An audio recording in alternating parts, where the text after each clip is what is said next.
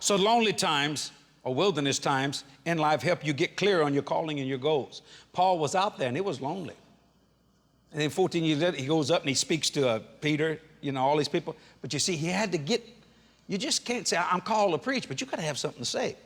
Not just for a few days. You have to know what you're going to say at the end. Even though you're developing all the way through it. You've got to know where you're going or you will not know when you get there.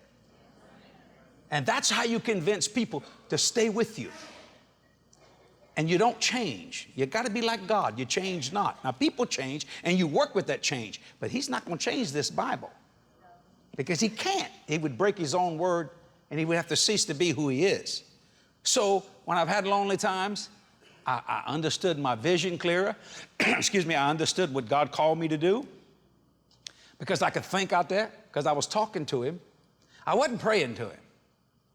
Can I say something publicly that's going to shock some people? I don't pray a lot. I really don't. Because praying is asking, oh, God, oh, Lord, trying to get into the list of what you need. I talk a lot to God. I say, hey, Lord. He said, hey, just say. I don't know how he talk to you, but he talked to me like that. I said, what you doing? He said, watching you. I said, you got a revelation today? He said, I got revelations all the time. How many times have I called you, Brother Cope, and said, you got a nugget? I just love nuggets. You got a nugget? And Brother Cope said, I'll tell you one thing, about an hour later, boy, that nugget then went into a full-blown meal. And I just feel so good about it. I hang up on the phone, and I tell people, the Lord spoke to me the other day about this particular situation. I'm sorry. It's just so good. No, I do give Brother Copeland credit once. So, I love that. I love that. It's just such a blessing of the Lord. So, I learned to I talk to the Lord all the time. That day I was on the motorcycle. I said, God. He said, talk a little louder. God's got a sense of humor.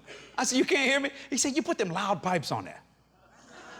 I said, yeah, you can. He said, you like them loud pipes? Oh, Lord, do I love them loud. It's like a Holy Ghost crazy wild woman going, just praying in the Holy Ghost. And the reason I knew that, because I was born and christened a Catholic boy, and when I first saw my first Pentecostal, she was a very fat woman with high hair.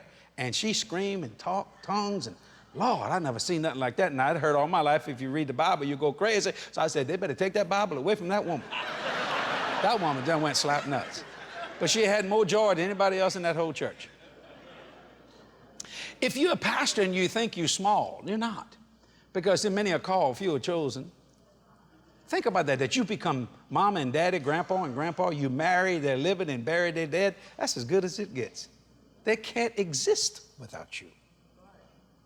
So don't try to look at your calling or look at your gift and look at someone else's gift in terms of economy.